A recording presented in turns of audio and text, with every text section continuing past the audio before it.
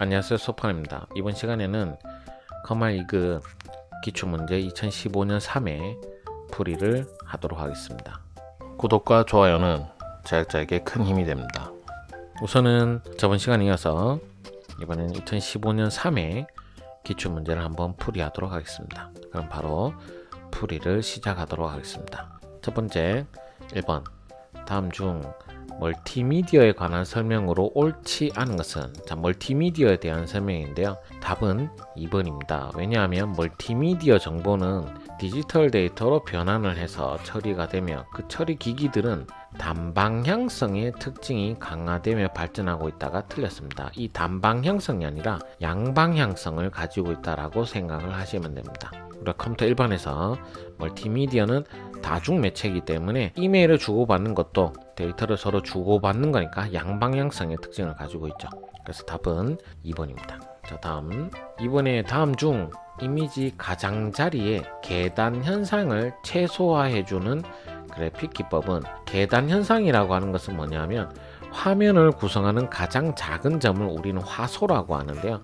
이제 오늘 픽셀이라고 합니다. 이 픽셀은 사각형의 작은 점으로 이루어져 있기 때문에 이 사각형 점을 확대를 하면 계단 모양처럼 이렇게 생깁니다. 그래서 이제 너무 화질이 떨어지는 것은 모자이크 형태처럼 보이는 거죠. 그래서 이거를 엘리어싱이라는데 이거를 최소화해 준다 해서 안티 엘리어싱이라고 합니다. 안티 엘리어싱, 모자이크 현상이 발생하는 것을 막아준다라는 뜻이라고 생각을 하시면 됩니다. 기억을 하시면 좋겠고요. 자, 그 다음에 3번에 다음 중 정보의 기밀성을 저해하는 데이터 보안 침해 형태는?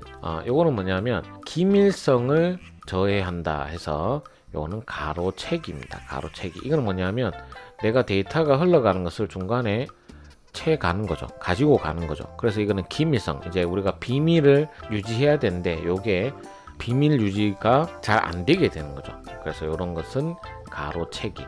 왜냐하면 가로막기는 그 데이터가 전달되는 것을 막아주는 거니까 기밀성과는 상관이 없게 되는 거죠. 위조는 바꾸는 것이고 수정도 역시 마찬가지로 바꾼다고 생각을 하면 기밀성과는 상관이 없게 됩니다. 그래서 답은 2번이 답이 되고요. 4번에 다음 중 인터넷에서의 저작권에 대한 설명으로 옳지 않은 것은? 자, 저작권에 대한 설명인데요. 3번에 보시면 국가 또는 지방자치단체의 홈페이지에 게시된 고시, 공고, 훈령 등은 저작권법의 보호를 받는다라고 되어 있는데 이 고시, 공고, 훈령은 아무래도 일반인들이 보라고 이렇게 보여주는 그 저작물입니다. 그러다 보니까 이런 매체들은 저작권법의 보호를 받기가 쉽지 않습니다. 그래서 답은 3번이 답이 됩니다. 자, 그 다음에 5번에 다음 중 처리하는 데이터 형태에 따른 컴퓨터의 분류에 해당되지 않는 것은? 우리가 컴퓨터 분류에는 하이브리드, 디지털, 아날로그는 한 묶음이고요. 이렇게가 같이 다니고 슈퍼컴퓨터는 묶음 단위가 좀 다른데요. 우리가 흔히 사용하는 개인용 컴퓨터인 마이크로 컴퓨터라든가 그 다음에 중형, 미니, 대형 이런 크기에 대한 컴퓨터로 나뉘는 애가 바로 이 슈퍼컴퓨터에 속합니다. 그래서 처리 능력에 따른 분류라고 얘기를 하는데요. 답은 3번이 답이 됩니다. 기억을 하시고요. 자, 6번에 다음 중 인터넷 주소 체계에 대한 설명으로 옳지 않은 것은? 인터넷 주소는, 자, 1번에 인터넷 연결을 위해서는 IP 주소 또는 도메인 네임 중 하나를 배정받아야 하며 인터넷에 연결된 컴퓨터의 고유 주소는 도메인 네임으로 이는 IP 주소와 동일하다. 이제 우리가 인터넷을 연결하기 위해서는 물론 이제 IP 주소를 가지고 있는 게 좋죠. IP 주소가 있어야지 내 컴퓨터의 주소가 됩니다. 그래서 도메인 네임은 상관이 없고요. 우선은 그 다음에 이 연결된 컴퓨터의 그 고유 주소는 도메인 네임으로 이는 IP 주소와 동일하다. 사실은 이제 고유 주소는 IP 주소입니다. 숫자로 되어 있죠. 그래서 이 IP 주소로 되어 있는 것을 사람이 알아들을 수 있는 말로 바꿔준 게 도메인이고요. 이 도메인 네임은 이 연결되는 IP를 항상 바꿀 수가 있기 때문에 고유 주소가 될 수는 없습니다. 그래서 답은 1번이 답이 됩니다. 자, 다음 7번의 다음 중 웹사이트 접속 시 매번 아이디 비밀번호를 내가 입력하지 않고도 자동 로그인할 수 있도록 지원하는 것은? 이거를 쿠키라고 하는데요. 이 쿠키는 내가 인터넷 창에서 했는 작업들이 어떤 작업들인지 목록들이 저장되는 곳이라고 생각을 하시면 돼요. 그래서 아이디와 비밀번호가 우리가 자동 저장이라는 것으로 해서 저장되는 경우가 있죠. 조심하셔야 됩니다. 그래서 아무 데서나 우리가 아이디 비밀번호가 자동 저장되지 않도록 해주시는 것이 굉장히 중요합니다. 그래서 답은 1번입니다.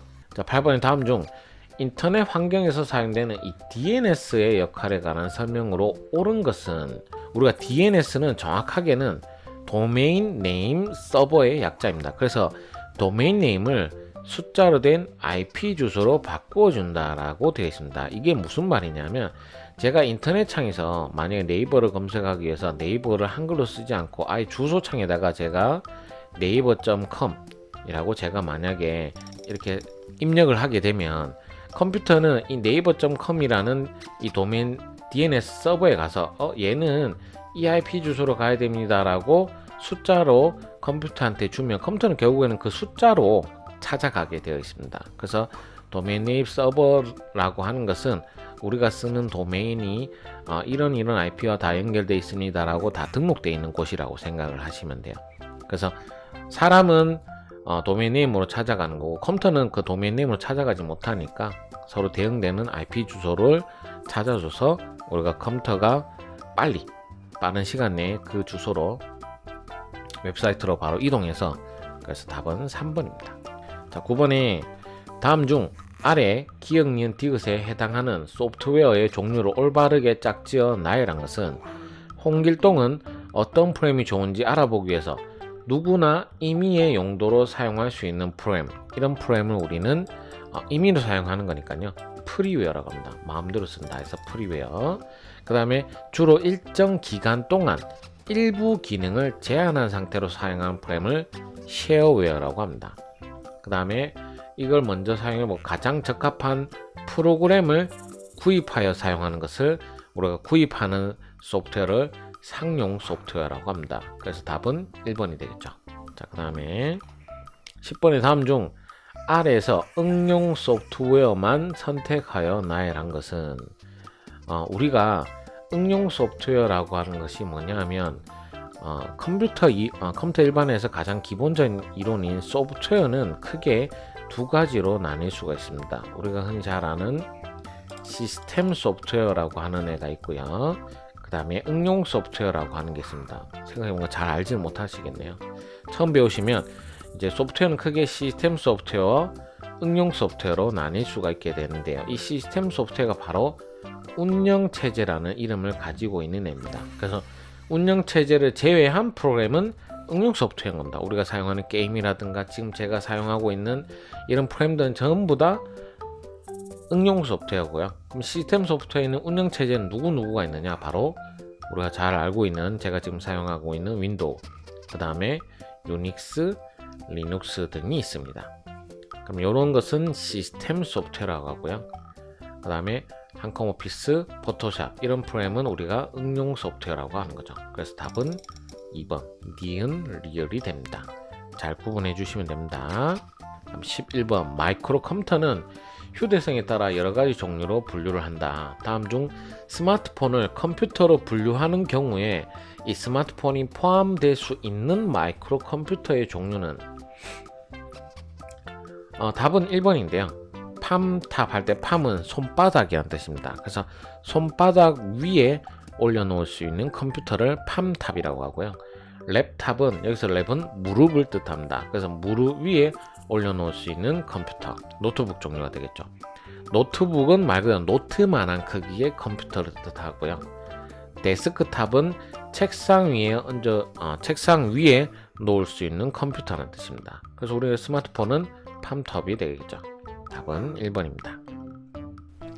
12번의 다음 중 아래 그림에서 기억과 니은에 해당하는 장치를 올바르게 연결한 것은, 우리가 컴퓨터에는 우선 하드웨어라고 하는 것들이 있는데요. 이 하드웨어를 우리는 쉽게 얘기하면 기계장치라고 볼 수 있습니다. 그래서 컴퓨터에 기계장치 5대 기계장치가 있는데요. 5대 장치는 제어장치, 그 다음에 연산장치, 그 다음에 기억장치, 그 다음에 입력, 출력, 이렇게 5가지 장치로 나타나는데요. 이 중에서 이 제어 장치와 연산 장치가 엄밀히 따지면 이 중앙 처리 장치에 속합니다. 그럼 중앙 처리 장치에는 지금 보시면 ALU 누산기라고 하는 애가 있고 명령 레지스터, 번지 레지스터가 기억력 이렇게 두 가지로 나타난 걸 볼 수 있죠. 그래서 답은 1번 아니면 2번이 답이 됩니다. 보조기억 장치나 캐시는 여기에 속하지 않으니까요. 그래서 순서가 이 ALU가 뭐 하는 애냐면 앞 시간에 제가 한번 설명했는데 산술 논리 연산 장치입니다. 그래서 이 기억이 바로 연산 장치를 뜻하는 거고요. 니은은 번지, 명령 레지스터 같이 어떠한 제어를 하는 제어 장치라고 생각을 하시면 됩니다. 그래서 답은 1번입니다. 1번. 잘 기억을 하시면 됩니다. 다음 13번에 다음 중 컴퓨터에서 사용되는 입력 장치에 해당되지 않는 것은 꼭 기억을 해야 되는 게 입력 장치에는 종류가 굉장히 많은데요. 출력 장치는 한정적입니다. 그래서 이 출력 장치에는 크게 프린터기 종류와 모니터 종류가 흔히 이제 출력 장치라고 생각을 하시면 되고 일반적으로 나머지는 다 입력 장치인데 여기서는 좀 특이하게 나오는데요. 바로 이 펌웨어가 떴습니다. 이 펌웨어. 이 펌웨어는 뭐냐면 하드웨어인데 그러니까 이제 쉽게 얘기하면 분명히 기계 장치인데 역할은 소프트웨어적인 역할을 할 수가 있어요. 그래서 그 안에 있는 이제 펌웨어라고 하는 이제 좀 중간적인 역할인데 소프트웨어처럼 업그레이드가 가능한 거죠. 하드웨어는 업그레이드를 하려면 기계 부품 자체를 변경을 해야 되지만 이 펌웨어는 하드웨어인데 그래서 기계 장치인데도 불구하고 바꾸지는 않고 그 안에 있는 소프트웨어를 업그레이드를 할 수가 있는 거죠. 하지만 엄밀하게는 이제 기계 장치만 덩그러니 있는 애입니다. 그래서 그 기계 장치 안에 있는 저장되어 있는 이제 그 데이터 소프트웨어를 가지고 사용하는 거지만 입력 장치는 될 수가 없습니다. 보통 이제 뭐 중간적인 역할을 한다라고 생각을 보통 많이 하시는 경우가 많습니다. 입출력이 아니죠. 답은 4번이고요. 14번에 다음 중 프린터 인쇄 시 발생하는 문제에 대한 대처 방법으로 적절하지 않은 것은 제가 인쇄를 하고 있는데 1번 글자가 이상하게 인쇄된 경우 드라이버를 다시 설치합니다. 네, 글자가 이상하게 인쇄될 수 있죠. 그 다음에 결과물이 번지거나 얼룩이 발생하는 경우 헤드 및 카트리지 청소한다. 그렇죠. 번질 수 있습니다. 잉크를 사용하면. 세 번째, 인쇄가 아예 안 되는 경우는 케이블을 연결 상태를 확인하거나 시스템 등록 정보 등을 점검할 수 있습니다. 근데 4번에 스풀 에러라는 것이 발생하는 경우에 CMOS 셋업을 다시 설정하고 재부팅한다. 이 CMOS는요, 우리가 컴퓨터를 켜자마자 제일 먼저 하는 이제 행동들이 있는데 그 행동들을 세팅하는 것이 바로 이 CMOS 셋업입니다. 그러니까 이거는 그 조금 전에 제가 얘기했던 운영체제와는 전혀 관계가 없는 기능이 돼버리는데요. 그러니까 운영체제가 실행되기 전에 부팅 단계에서 하는 일이고요.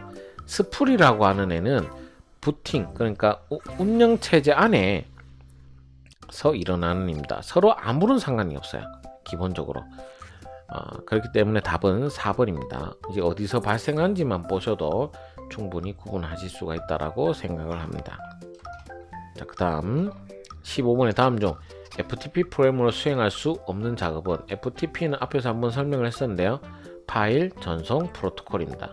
그러면 얘가 하지 못하는 것은 3번입니다. 왜? 이 FTP는 파일을 전송합니다. 그러니까 업로드, 다운로드, 그 다음에 삭제 정도는 할 수 있죠. 하지만 실행은 되지 않습니다. 답은 3번이고요. 16번에 다음 중 윈도우 7의 돋보기 기능에 대한 설명으로 옳지 않은 것은 자, 보기 메뉴에 도킹 모드를 실행하면 마우스 포인터 주위의 영역이 확대된다. 도킹은 어딘가 갖다 붙이는 겁니다. 그렇기 때문에 이 그 돋보기로 확대된 부분을 어딘가 갖다 붙이고 싶을 때 쓰는 기능이다라고 생각하시면 된다. 확대되는 기능이 아니에요. 돋보기 자체가 원래 확대하는 기능이니까 3번이 답이 됩니다. 자, 그 다음 17번에 다음 중 윈도우의 제어판에서 사용자 컴퓨터에 설치가 된 이 하드웨어 장치를 확인할 수 있는 항목. 그러면 장치와 관계된 거죠. 답은 1번입니다. 장치 관리자에서 모든 것을 사실상 볼 수 있다라고 생각을 하시면 돼요. 사용자 프로필은 사용자고요.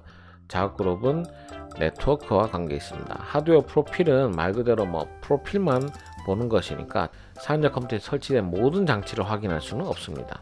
답은 1번이고요. 18번에 다음 중 윈도우에서 하드디스크에 저장된 파일을 내가 다시 정렬하는 단편화 제거 과정을 통해 읽기 쓰기 성능 향상시켜주는 프로그램은, 자, 이 단편화 제거라고 하는 것이 뭐냐면요, 요 내용이 좀 기니까 제가 좀 설명을 할게요. 그 컴퓨터는 이제 특히 이제 윈도우가 좀 그런 편인데요, 이 윈도우 운영체제는 컴퓨터의 데이터를 이렇게 저장을 이렇게 누적화 시킵니다. 누적을 하다가 제가 중간에 지울 수 있겠죠. 이렇게 이 프로그램을 지웠네, 이렇게 빈 공간이 생길 수 있습니다.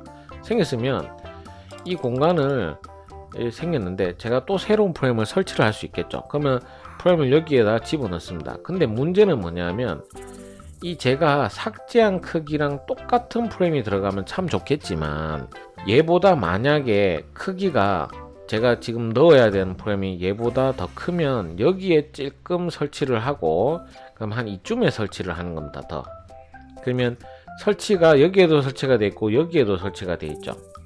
그럼 문제가 뭐냐면, 이 단편화라는 것은 쉽게 해서 조각이 나버린 겁니다. 그래서 제가 지금 메모리 그 기억 장치를 이렇게 일렬로 세워서 그렇지, 일반적으로 예전에 이 하드디스크라고 하는 것은 디스크니까 이렇게 원판이겠죠. 그래서 원판에 트랙이라고 하는 데이터 구분 장소에서 섹터가 이렇게 나눠져 있으면, 쉽게 얘기하면 여기에 데이터를 조금 설치하고 여기 또 나눠진 거, 여기에 또 데이터를 살짝 설치를 한 거죠.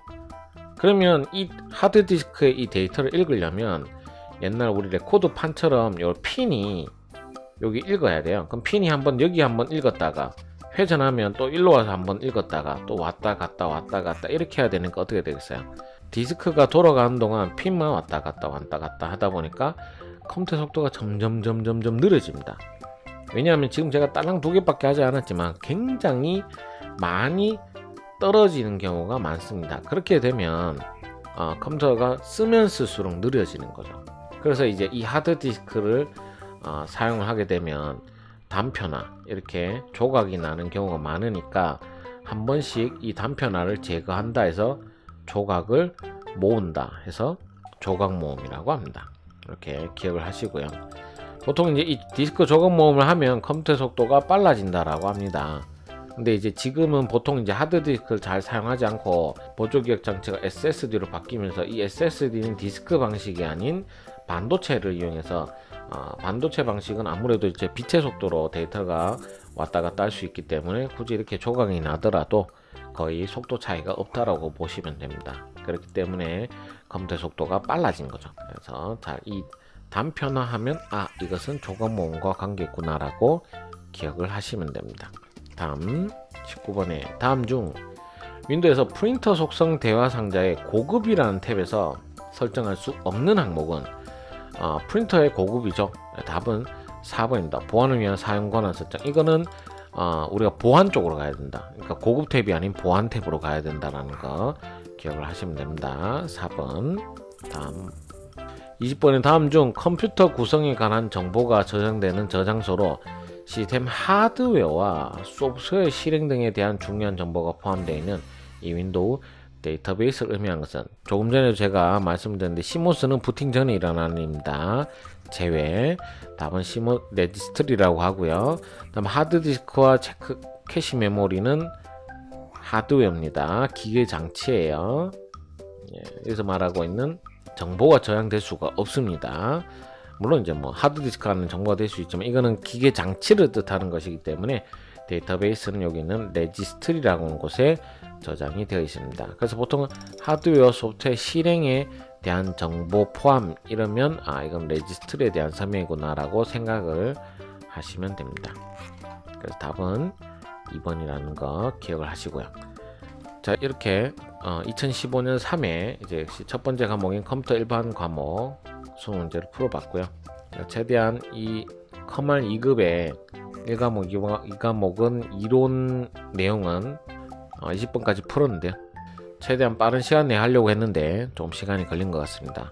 꼭 한번 들어보시고 커말 2급을 준비하시는 분들은 한번 들어보시면 굉장히 많은 도움이 되실 거라 믿습니다. 오늘도 수고하셨고요. 다음 시간에는 더 좋은 내용으로 찾아뵙도록 하겠습니다. 감사합니다.